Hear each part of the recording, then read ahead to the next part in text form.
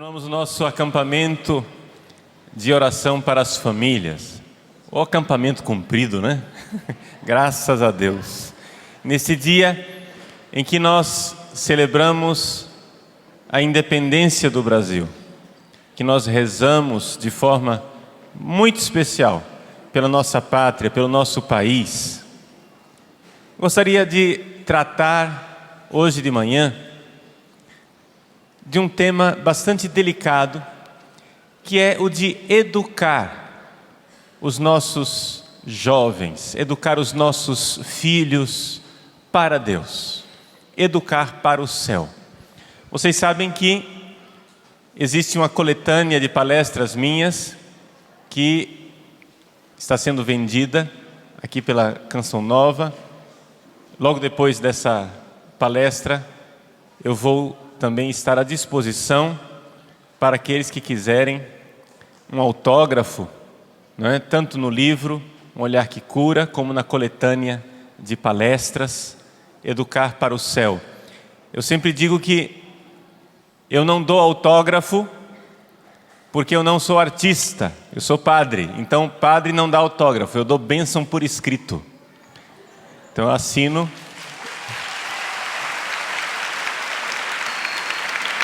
Assino e escrevo, faço uma cruzinha no livro e escrevo Deus abençoe. É uma bênção por escrito, não é? Então se você quiser ter esse contato, não é? Nós temos esse tempinho de nos encontrar. Depois dessa palestra eu vou estar à disposição, não é? No espaço que o Davi tem para isso, à disposição para assinar aqueles que comprarem a coletânea de palestras Educar para o Céu e o livro Um Olhar que Cura. Muito bem, educar para o céu. Educar para o céu significa toda uma visão, toda uma forma de enxergar a vida completamente diferente. Isso é muito importante nós entendermos, gente, que nós cristãos, nós olhamos para o mundo de uma forma diferente. É isso que a fé realiza em nós.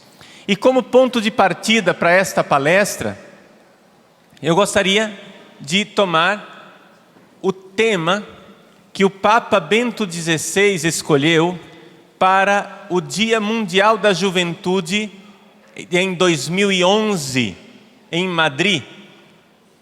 Já está à disposição na internet a mensagem do Papa Bento XVI para o ano de 2011, para a juventude, que vai se preparando, né? Esse grande convite do Papa para os jovens do mundo inteiro, para se encontrarem em Madrid, daqui a um ano que vem. Mas o Papa desde agora já quer preparar o coração do jovem, e o Papa escolheu como tema para esse Dia Mundial da Juventude em Madrid, na Espanha, um versículo da carta de São Paulo aos Colossenses. O versículo é o seguinte, capítulo 2, versículo 7. Eu vou ler a partir do versículo 6, porque só o 7 fica faltando um pedacinho, né? Ele diz assim: assim como acolhestes o Cristo Jesus, o Senhor, assim continuai caminhando nele. Esse é o versículo 6. Então, a ideia é esta, de acolher Cristo e continuar caminhando nele. Então, o versículo 7 diz: continuai enraizados nele, em Cristo Jesus, edificados sobre ele, sobre Cristo Jesus, firmes na fé, tal qual vos foi ensinada.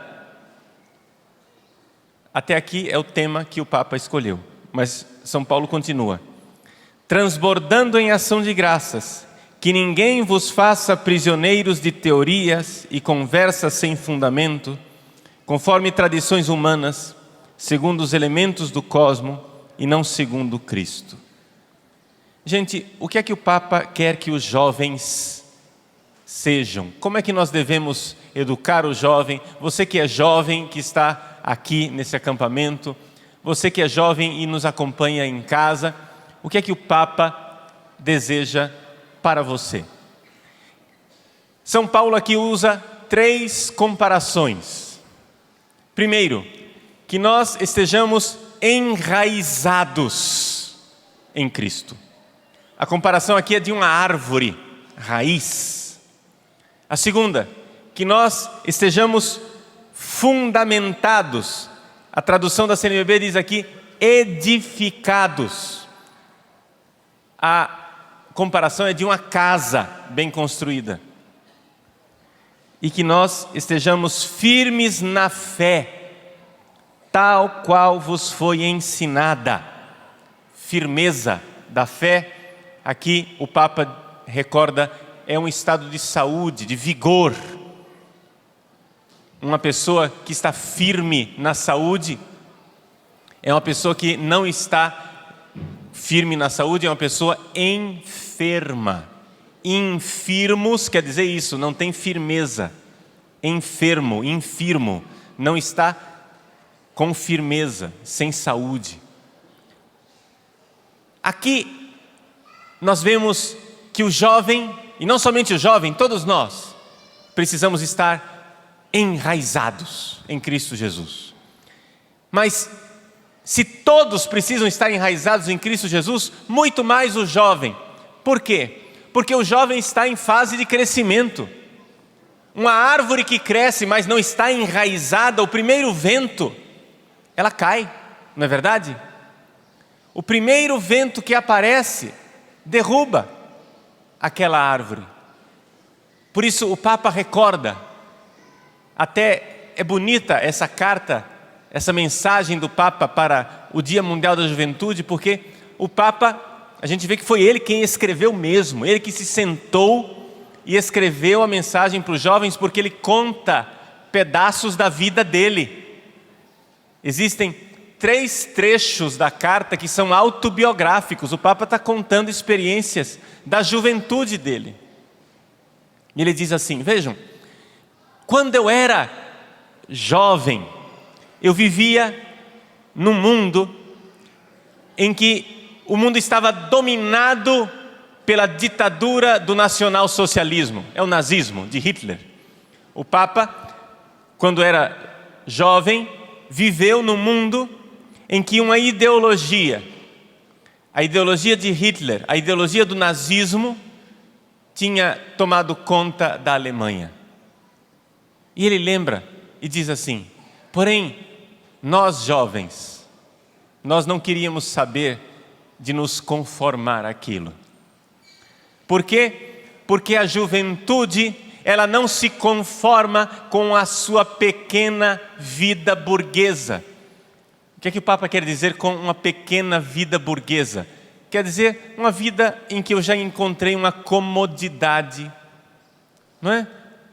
Muitas vezes as nossas famílias, graças a Deus, já encontraram uma estabilidade econômica, já encontraram um certo conforto econômico, não é? E já consegue oferecer para os jovens, se não uma abundância, uma fartura, pelo menos uma vida bastante estável. E o Papa diz assim, mas o jovem não quer saber muito da estabilidade. O jovem quer o desafio.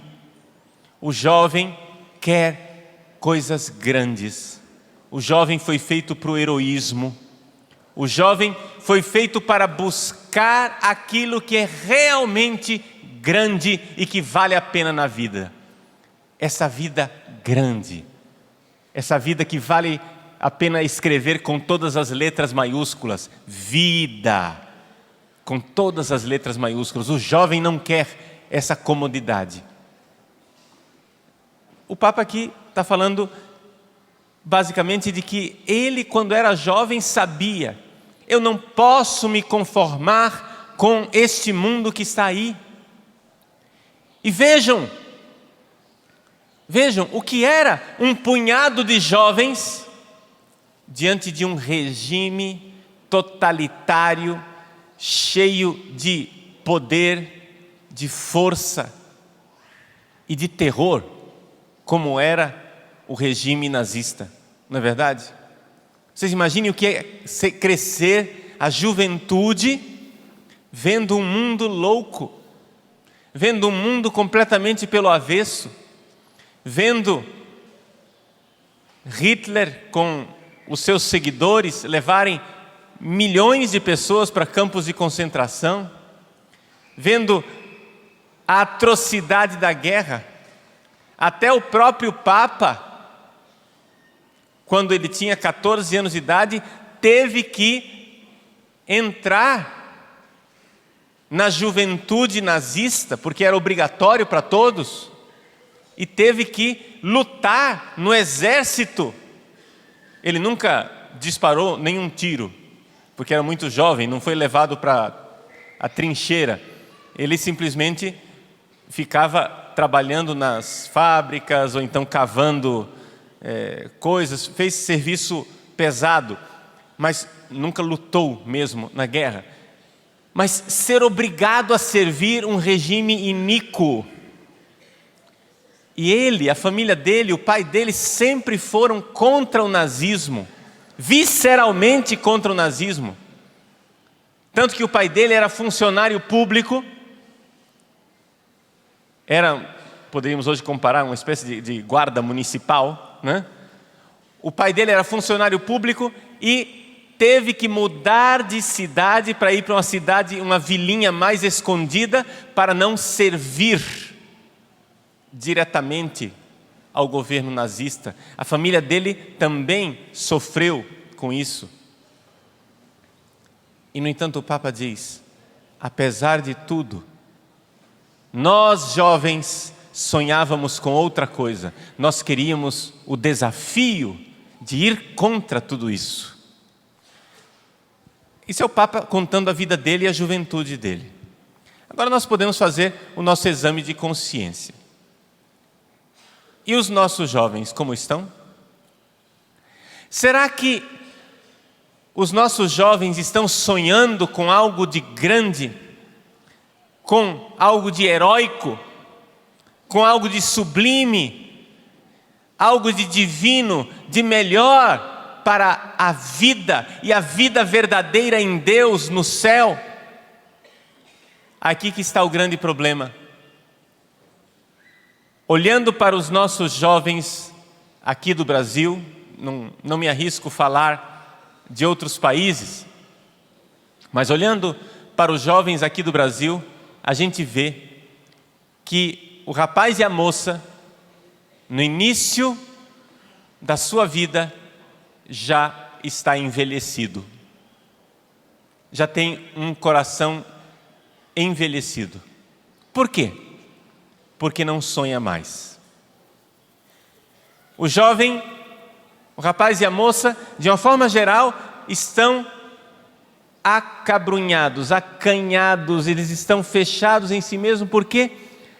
Porque já não esperam mais nada da vida. É interessante isso. Nós, com a nossa sociedade liberal, onde tudo pode, onde o jovem pode fazer de tudo, onde o jovem pode experimentar tudo, onde ele pode experimentar desde cedo bebida, droga, sexo, nessa sociedade liberal que nós vivemos, com um governo liberal que infelizmente deseduca a juventude, deseduca o jovem, colocando na mão dos jovens camisinhas na sala de aula, fazendo propaganda do sexo o quanto antes. Numa pesquisa triste, muito triste, das Nações Unidas, apareceu que o jovem brasileiro é aquele que perde a virgindade mais cedo no mundo. Vejam que estatística triste, veja que vitória estatística mais vergonhosa para o nosso país. O jovem brasileiro é dos que perde a virgindade mais cedo no planeta. Por quê? Porque nós vivemos essa loucura de jogar os nossos jovens desde cedo em todo tipo de experiência, em todo tipo de miséria. Ao invés de falar para o jovem, ao invés de desafiá-lo para ser grande, ao invés de desafiá-lo para o heroísmo, nós já desde cedo colocamos o nosso jovem no conformismo. Gente, nós temos que entender que nós temos uma vocação. Todos nós, seres humanos, nós temos uma vocação para algo de grande.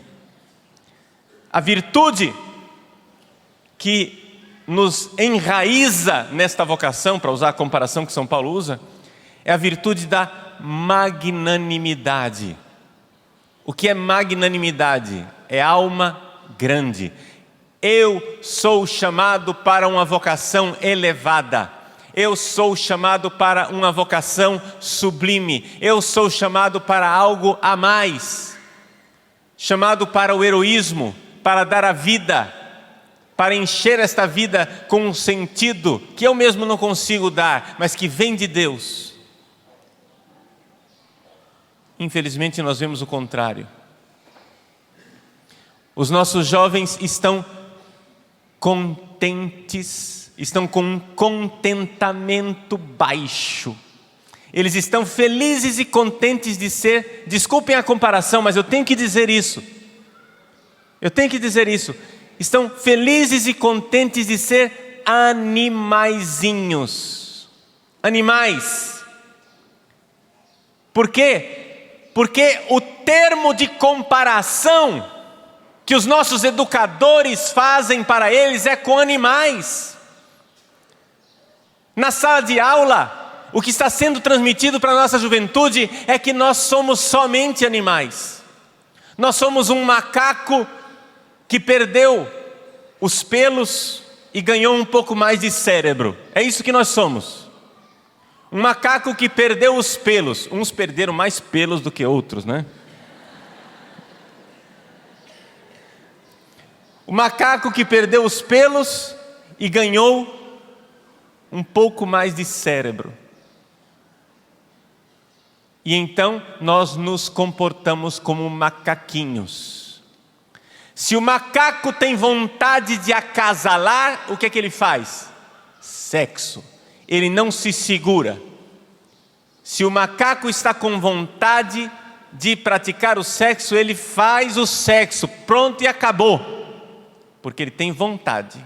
E a vontade ninguém segura. Se o macaco tem vontade de comer, ele come. Se ele tem vontade de beber, ele bebe.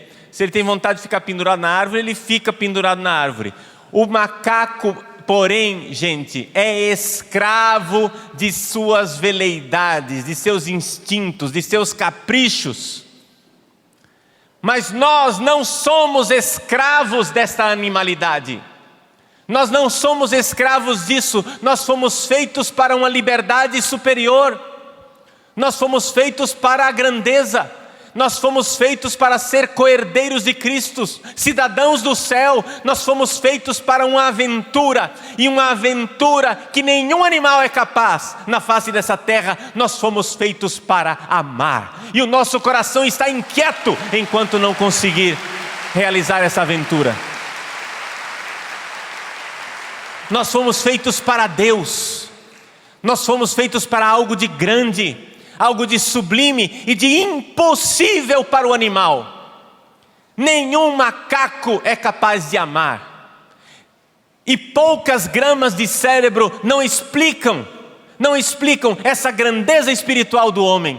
A grandeza espiritual de um homem que é capaz de se sacrificar, de dar a vida por amor. Nós somos capazes disso, sim, por graça de Deus em Cristo Jesus, nós somos capazes disso. Quando nós olhamos para a cruz de Cristo, o que nós vemos? Nós vemos um homem derrotado? Nós vemos um macaco pregado num pedaço de pau? Não. Nós vemos o amor. Tendo amado os seus, Ele amou-os até o fim. Ele morreu na cruz por mim, por amor, porque quis me resgatar. O Papa recorda na sua carta: somente Jesus, crucificado e ressuscitado, é que salva. Somente nele encontramos a salvação. Num clima de pluralismo religioso em que todo mundo diz que tudo vale, tudo é relativo, qualquer religião é bonita e boa, qualquer religião serve. O Papa ousadamente diz para o jovem: somente em Jesus, somente enraizado em Jesus, jovem, você irá encontrar a sua verdadeira vocação, a vocação que você tem para o amor, porque somente Ele é este amor que se fez carne. O jovem já está cansado, o jovem está cansado desta vida de egoísmo. O jovem está envelhecido de viver nessa vida de egoísmo. E é por isso que então o Evangelho vem com esse desafio para rejuvenescer a juventude. Quem ouve o Evangelho fica mais jovem. Você pode ter 90 anos, 100 anos de idade. Se você ouve o Evangelho, você fica mais jovem. Sabe por quê? Porque é típico do jovem ter um grande futuro. É típico para a juventude, isso é que está no coração do jovem. Todo jovem, todo mundo que tem uma alma juvenil, um coração juvenil, sabe que tem um grande futuro. O jovem com seus 15 anos de idade sabe que ele tem uma vida inteira pela frente. Pois o cristão com 100 anos de idade sabe que ele tem uma vida inteira pela frente, porque a vida só começou, porque nós estamos preparando a grande vida no céu, a grande vida com todas as letras maiúsculas, a vida eterna, a vida que virá. Todo cristão é verdadeiro jovem, todo cristão sabe que tem um grande futuro e que é chamado a uma vocação superior, uma vocação elevada, altíssima. Nós sabemos disso, e por isso essa juventude envelhecida, essa juventude meio acanhada, que perdeu o futuro.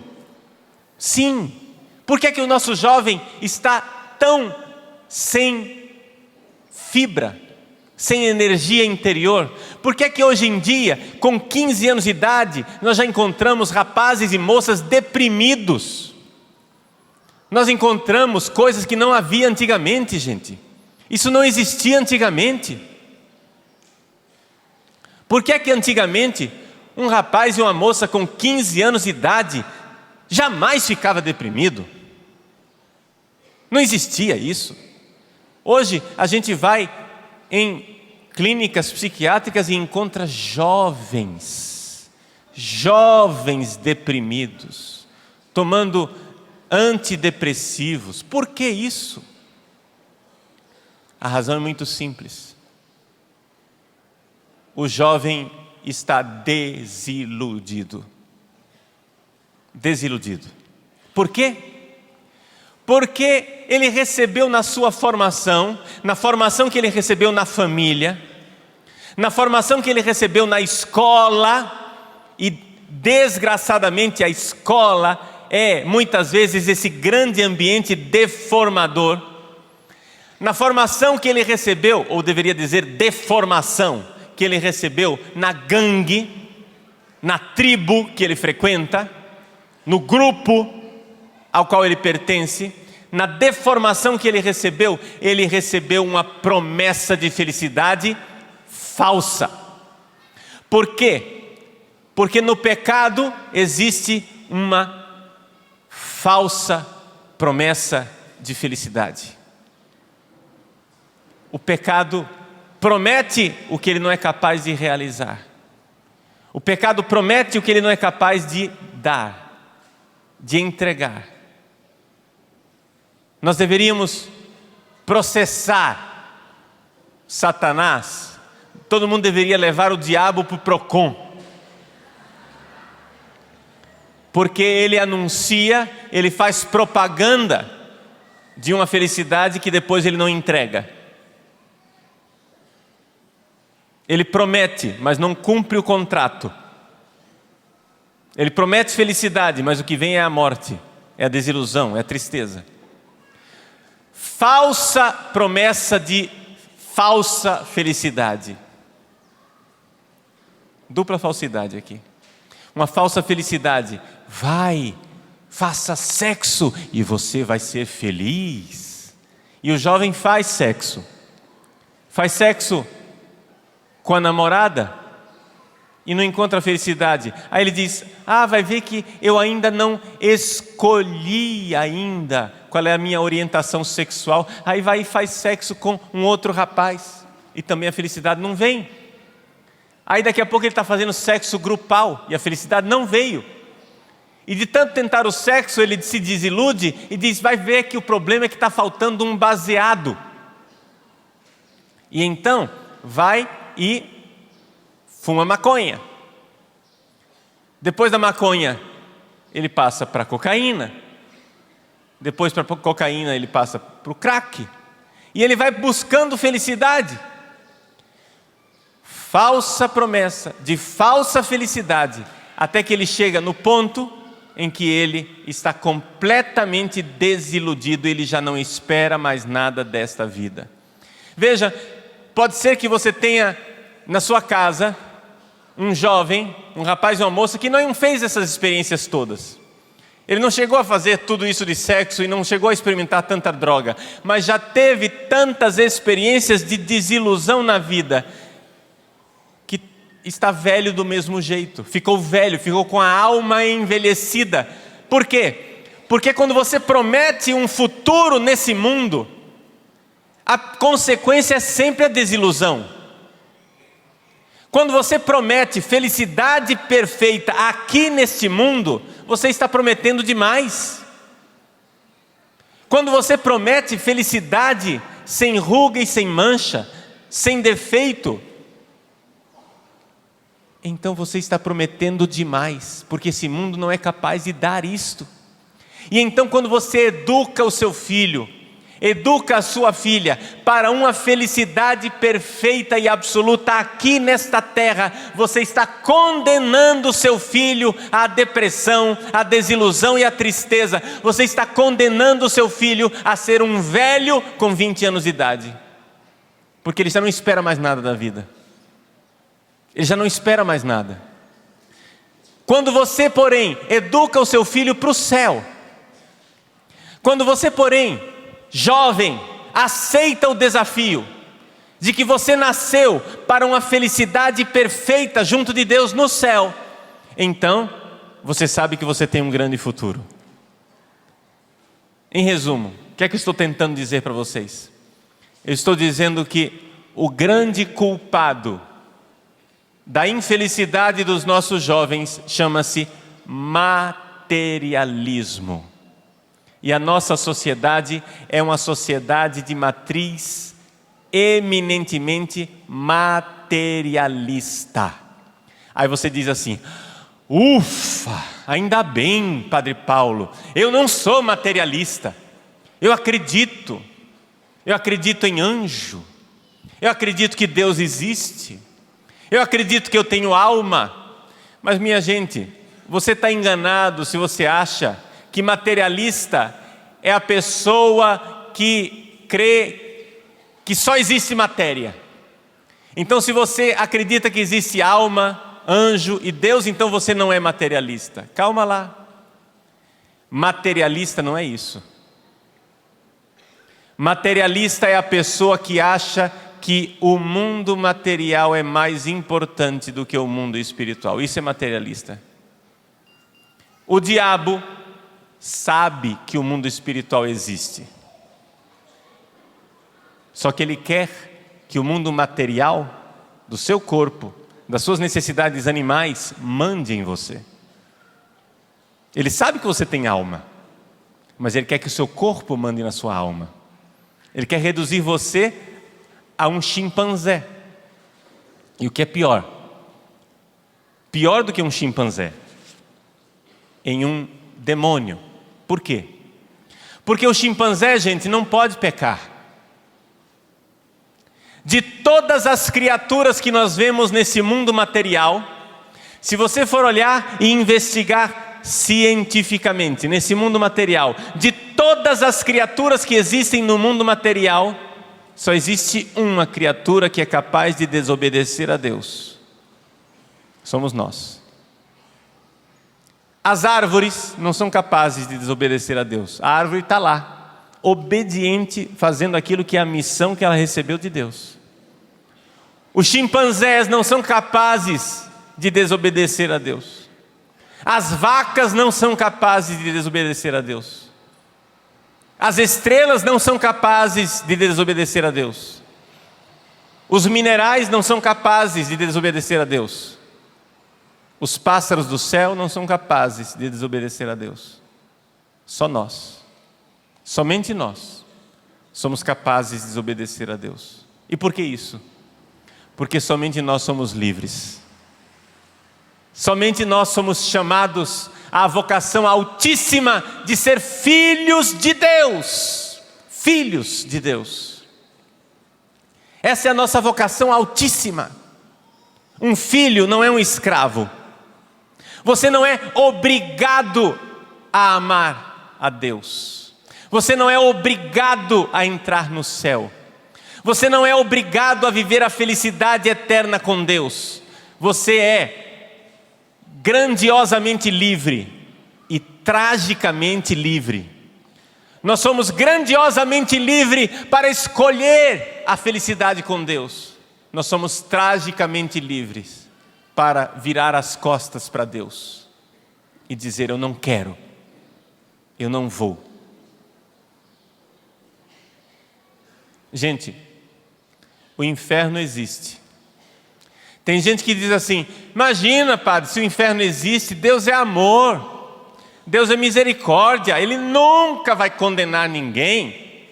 Gente, o inferno não existe porque Deus não é misericordioso. Deus é misericordioso. O inferno existe porque eu sou livre. Está entendendo?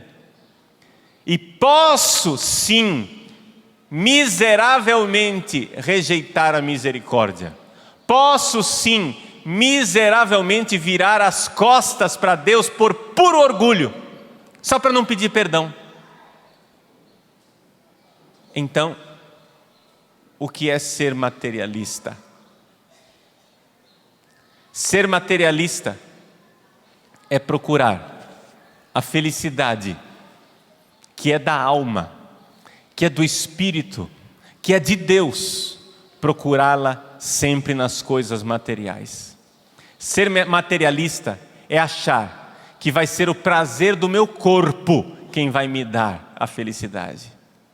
Ser materialista é considerar que a matéria é mais importante do que tudo. E então, nós educamos os nossos jovens num desgraçado materialismo.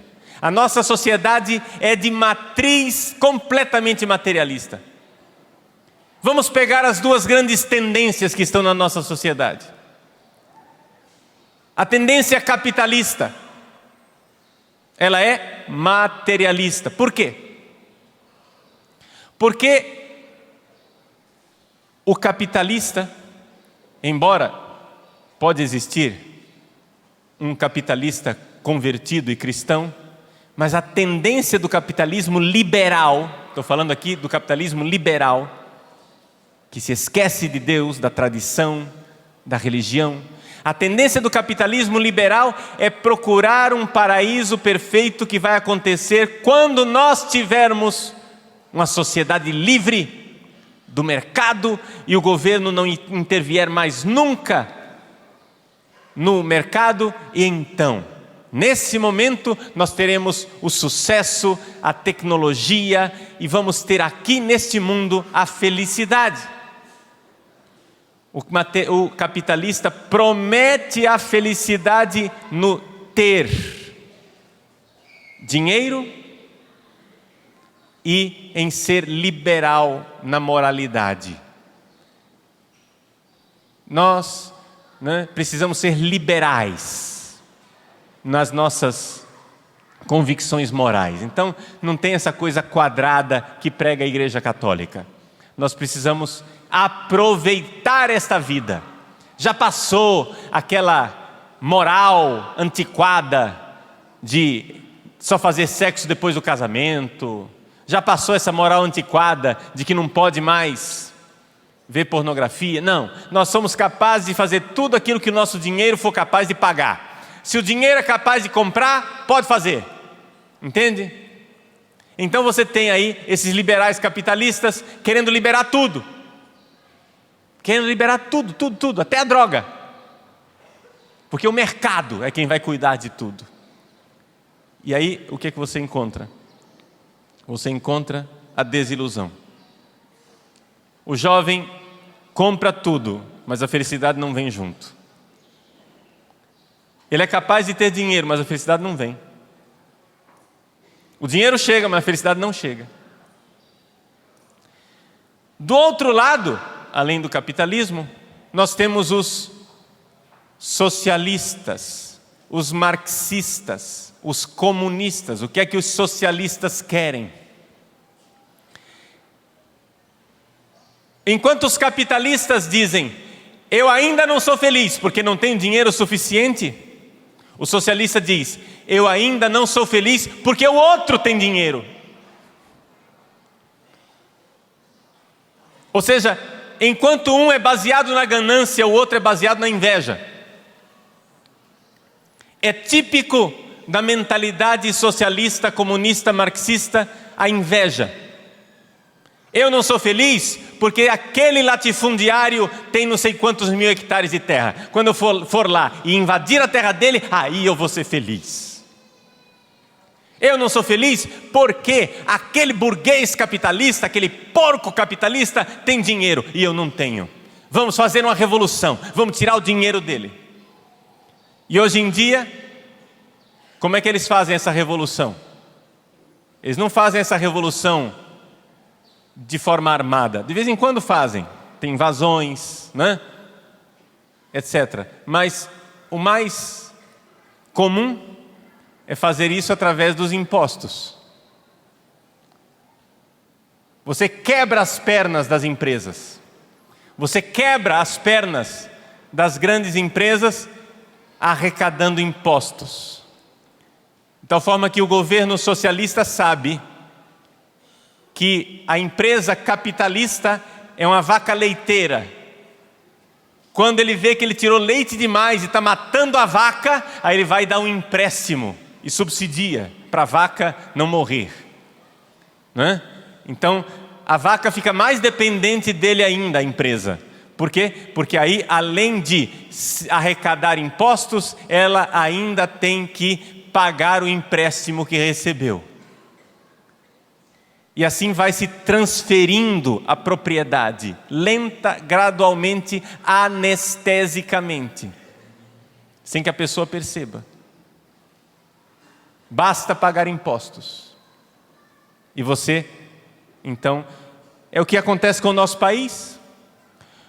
O nosso país vive uma realidade triste de que todo brasileiro trabalha quase que metade do ano para sustentar o governo. Como é possível um país onde quase metade dos dias de trabalho você trabalha para sustentar o governo? Para o governo fazer o quê com o nosso dinheiro? Distribuir camisinha para os nossos filhos, distribuir lubrificante para eles fazerem todo tipo de sexo, fazer todo tipo de incentivo a movimentos revolucionários, e assim nós vamos alimentando a cobra que vai nos picar um dia. Meus irmãos, o socialismo, o marxismo, o comunismo não é caminho de felicidade, porque ele está no mesmo equívoco do liberal capitalista. Os dois acham que a felicidade está na matéria, que os dois acham que a felicidade está no dinheiro. O capitalista liberal, acha que não é feliz porque ainda não tem dinheiro suficiente. E porque o infeliz do governo não deixa o mercado interagir livremente. O outro, o comunista socialista, acha que ainda não é feliz porque ainda não destruiu os capitalistas. E quando ele destruir, então ele vai ser feliz. Mas os dois acham que a felicidade está na matéria. E assim os nossos filhos são educados na escola, no dia a dia, para isso. Você pode pegar um desses jovens rapazes e moças de periferia, e pergunte qual é o sonho deles. O sonho dos nossos jovens não sai do material, entendeu? E até mesmo quando o sonho parece um pouco mais espiritual, quando eles dizem assim: ah não, eu quero encontrar a pessoa certa para ser minha companheira, para ser meu companheiro, e ele apresenta aquele sonho romântico. Quando você vai, arranha o verniz do que ele está dizendo e vai ver o que ele realmente está dizendo com aquele sonho. Ele está sonhando com uma vida sexual fantasiosa e maravilhosa aqui nesse mundo. Materialismo mais uma vez. Só sonhos materiais, só felicidade do corpo. Gente, nós temos que saber distinguir que uma coisa é felicidade, outra coisa é prazer. São duas coisas bem diferentes. A felicidade é da alma, o prazer é do corpo. Nós não podemos buscar a felicidade no corpo. Por quê? Porque nós não somos vacas, nós não somos chimpanzés. O ser humano não é capaz de ser feliz só numa atividade física, corporal, material, porque nós temos alma, nós temos uma grande vocação junto de Deus no céu. Vejam, desculpem a crueza, mas eu tenho que falar as coisas de forma direta. Quando uma vaca tem relações sexuais, ela não pergunta para o touro: e aí, foi bom para você? A vaca não faz isso. E a vaca não entra em crise. A vaca não entra em crise quando ela descobre que aquela relação sexual não significava nada para o touro. A vaca não fica em crise dizendo assim: você estava pensando numa outra. A vaca não entra em crise dizendo: você teve sexo comigo, mas você não me ama de verdade. Sabe por quê? Porque vaca não tem alma. Agora nós estamos ensinando os nossos filhos a serem animais. Nós estamos ensinando a nossa juventude a ser animal, a viver do material. Está entendendo? A viver de uma realidade que é o prazer físico. Os nossos jovens colocaram na cabeça, e infelizmente não são só os jovens não, muito adulto, colocaram na cabeça que a felicidade está no prazer físico.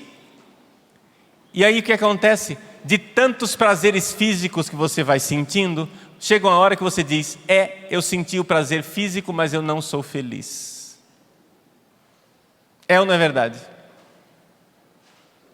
Você sente o prazer, mas o prazer é do corpo.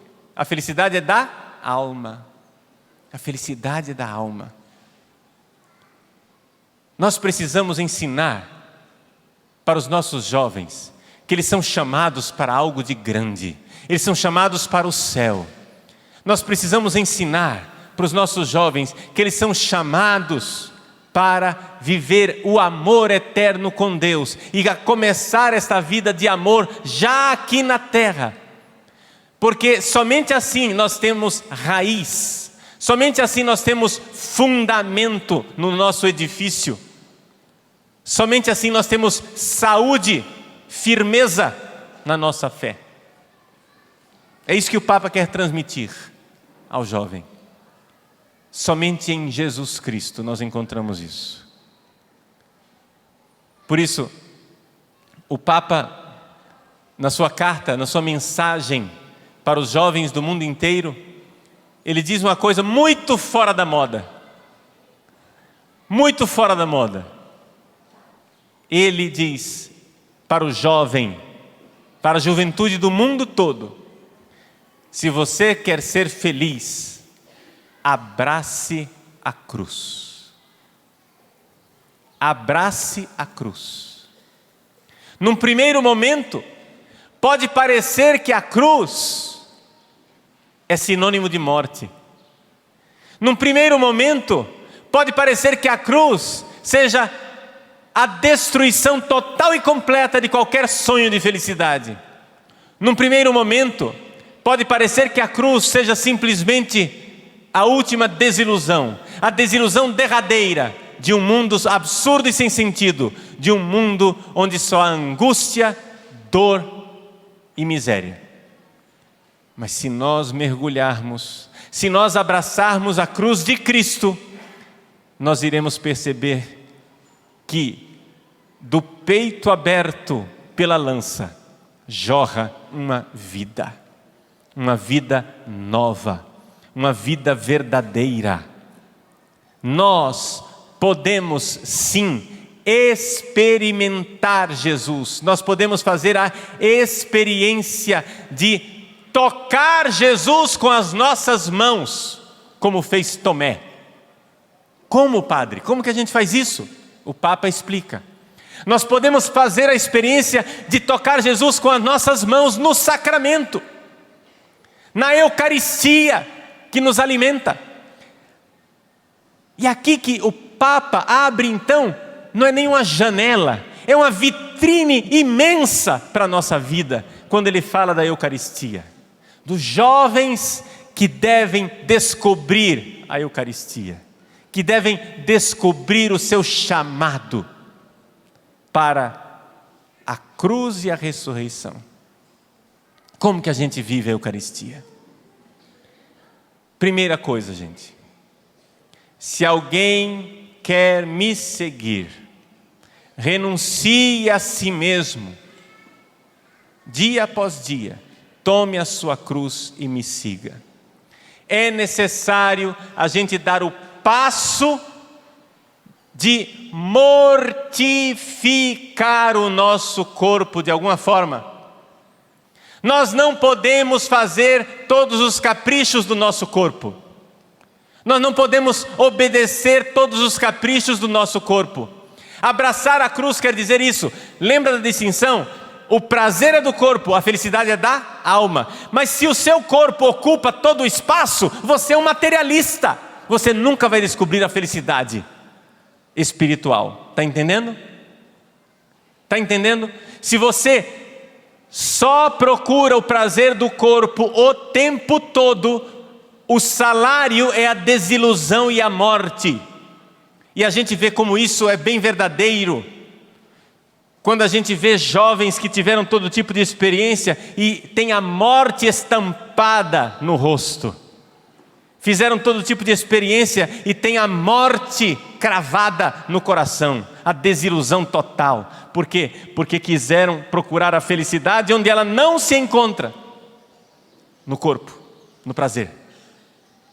É necessário mortificar o corpo, é necessário fazer algum sacrifício.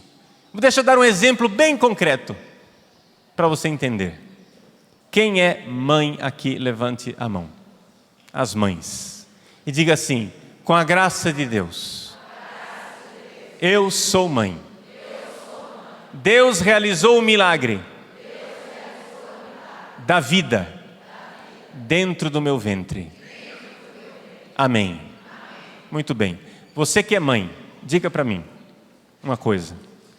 Existe ou não existe verdadeira felicidade numa noite sem dormir para cuidar daquele bebê, num sacrifício de você enfrentar batalhas, de ir ao médico, de trabalhar para conseguir fazer alguma coisa, de passar, às vezes, depois de um dia de trabalho, passar um tempo ainda na frente da televisão fazendo crochê para preparar uma touquinha para o seu filho.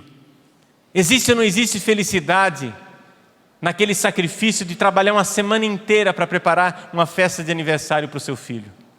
Existe ou não existe felicidade em você se sacrificar, às vezes, de deixar de comer o que você gostaria de comer, para que seu filho tenha um lanche e coma? Quantas mães conhecem essa felicidade, de mortificar o próprio corpo, de não realizar os caprichos do seu corpo.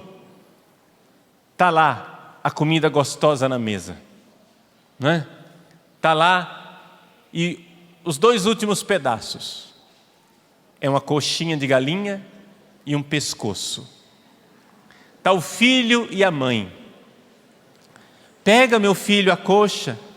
Não, mãe, não, é que eu... Aí a mãe chega e diz, mentirosa. A mãe chega e diz assim, não, é que eu gosto de pescoço.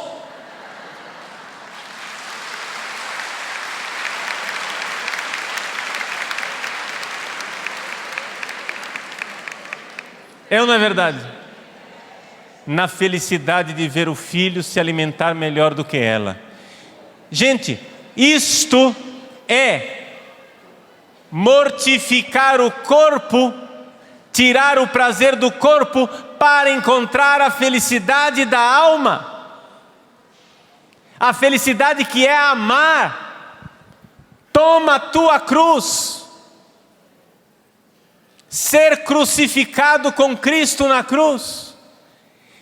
Inverter a dinâmica materialista desse mundo e começar a pensar a partir da cruz de Cristo.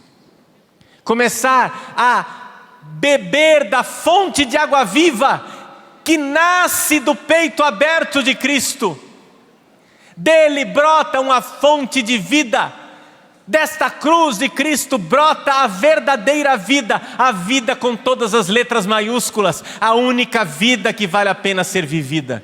De tal forma que quando a gente faz a experiência de abraçar a cruz, de morrer para o outro, para amar, quando nós fazemos a experiência de amar verdadeiramente, nós podemos dizer que descobrimos a vida verdadeira. A gente percebe que antes não viviam a vida. Quem não ama, quando eu não amava, eu não vivia.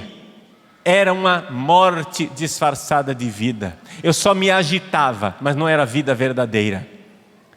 Era uma vida mortífera, era uma vida que conduzia para a morte.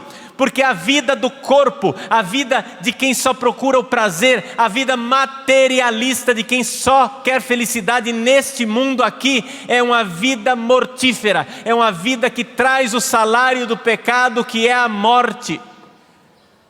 Você vai destruindo e matando a sua alma.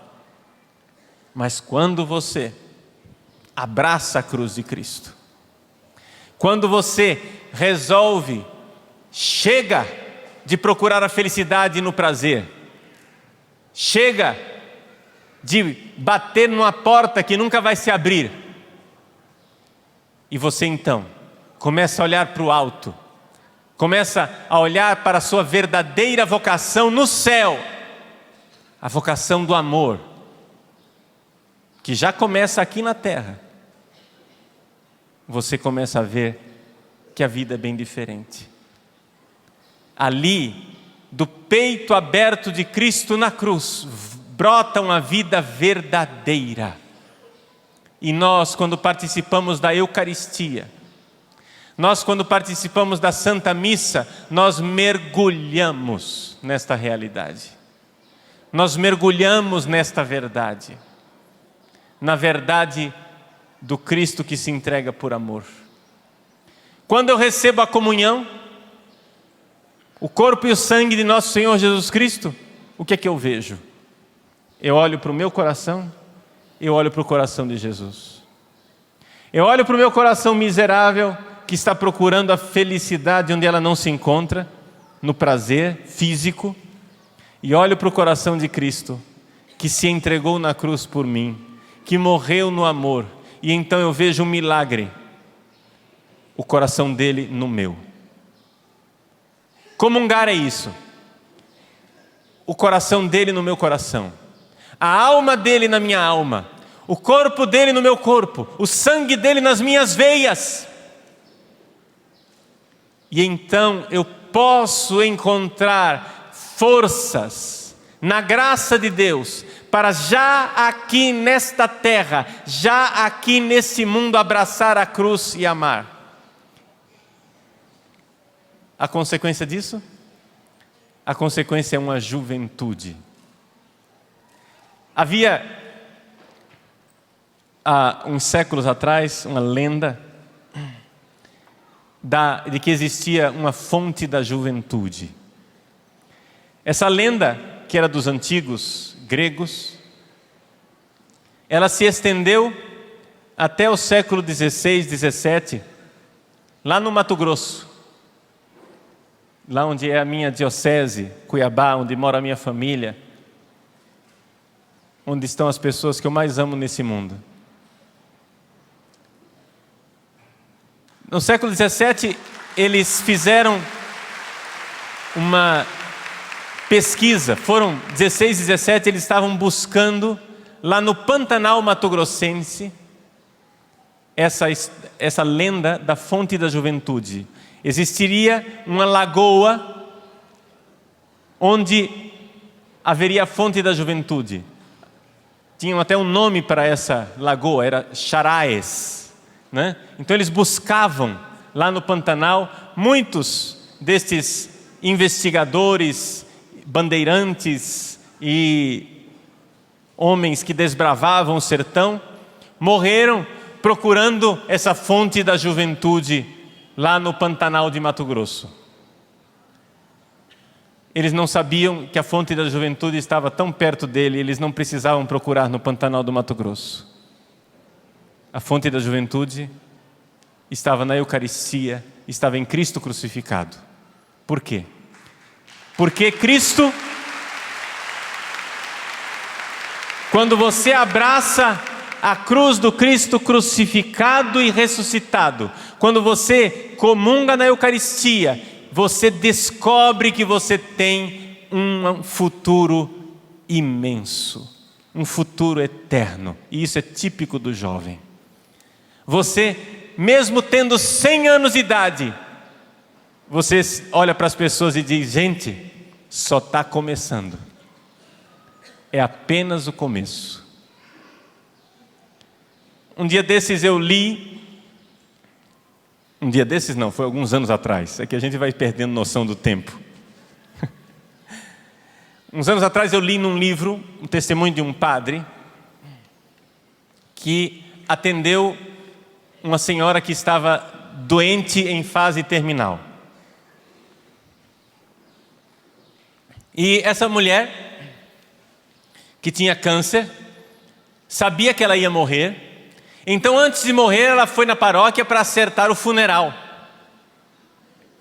Então ela se reuniu com o padre, disse: olha, padre, é o seguinte, eu quero funeral assim, assim, quero que toque essas músicas, isso e aquilo. E uma coisa muito importante, eu vou estar vestindo o meu belo vestido azul e vou ter um garfo na mão. E as pessoas vão olhar para o meu caixão e ver com curiosidade que eu estou lá, deitada com meu belo vestido azul e um garfo na mão. E você, padre, vai ter que explicar aquele garfo. E a explicação é a seguinte: eu já participei de muitos almoços na paróquia. E todas as vezes que terminava o almoço, vinha a pessoa que estava servindo, tirar o prato e dizia assim: pode ficar com o seu garfo. E aí eu sabia.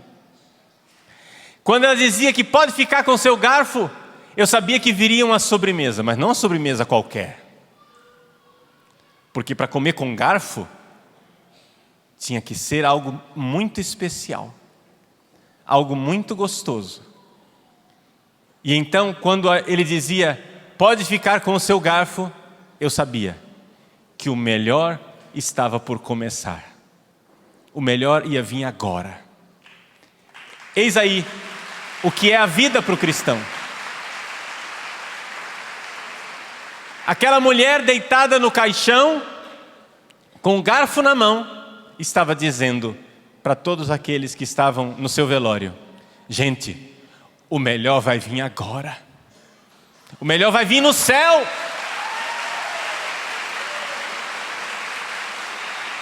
A vida de verdade vai vir agora. A vida de verdade que merece ser chamada de vida. Porque isso daqui, gente, que nós vivemos, é só um sinalzinho da vida. É uma sombra da vida verdadeira. Vocês sabem muito bem que a igreja, quando uma pessoa é canonizada, a gente comemora o dia da morte da pessoa. Sabiam disso? O dia do santo é o dia que ele morreu. É o chamado Dies Natalis. Ou seja, é o dia do nascimento. É o dia do nascimento dele para o céu. É o dia da festa. É o dia em que ele nasceu para Deus. É o dia em que ele nasceu para a vida verdadeira. Essa é a nossa fé. Não essa fé materialista que fica buscando felicidade onde ela não se encontra. Sendo assim, gente, nós temos com esta fé, firmes nesta fé, nós podemos encontrar em Jesus Cristo a fonte da verdadeira juventude. O Papa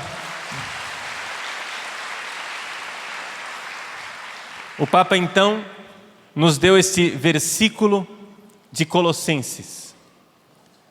Continuai arraigados em Jesus, edificados sobre eles, firmes na fé, tal qual vos foi ensinada.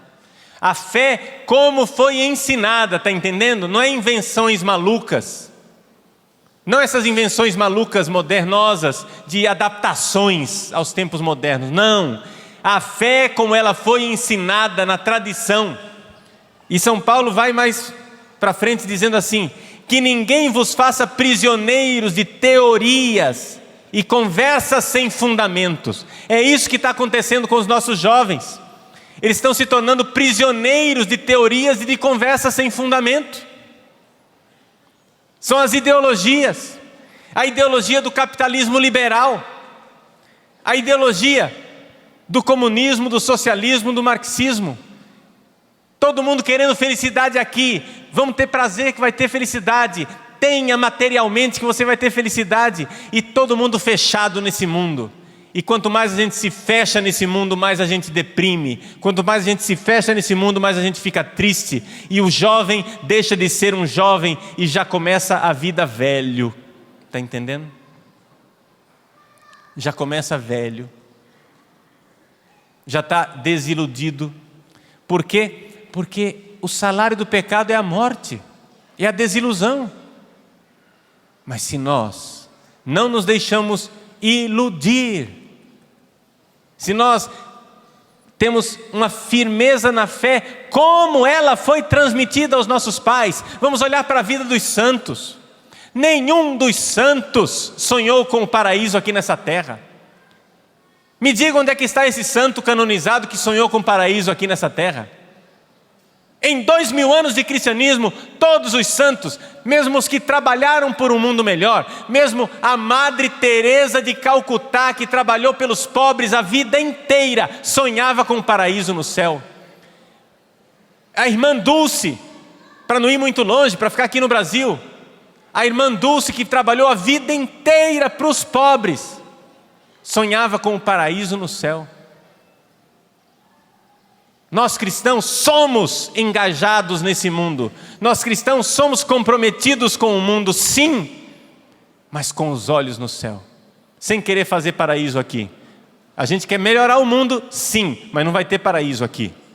Pode ter um mundo um pouco melhor, mas não pode ter paraíso aqui, porque a felicidade não está no prazer do corpo, não está no material. A felicidade é do espírito, é da alma. Que isto seja verdadeiramente a firmeza da nossa fé.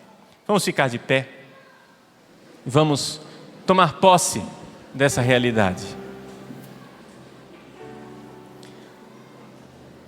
Se coloque diante de Deus. E tome posse desta verdade que foi pregada hoje. Abra os seus braços assim para Deus e diga: Senhor, Senhor, eu tenho uma grande vocação. eu tenho uma grande vocação. Então, se a vocação é grande, você tem que abrir os braços. Senhor, eu tenho uma grande vocação. Senhor, eu tenho uma grande vocação. Uma alma grande. Uma alma grande. Eu nasci para o céu. Eu nasci para o céu. Senhor, Senhor, ajudai-me, ajudai-me com a vossa graça, com a vossa graça a tomar posse dessa vocação. a tomar posse dessa vocação. Jesus, Jesus, faz brotar da tua cruz faz brotar da tua cruz a fonte da juventude, a fonte da juventude, da vida verdadeira, da vida verdadeira, da vida sem defeito, da vida sem defeito, da vida do amor, da vida no amor, para que eu possa começar aqui nessa terra para que eu possa começar aqui nesta terra a amar. a amar. É a minha vocação, É a minha vocação. é o que eu vou viver no céu. É o que eu vou viver no céu. Amém.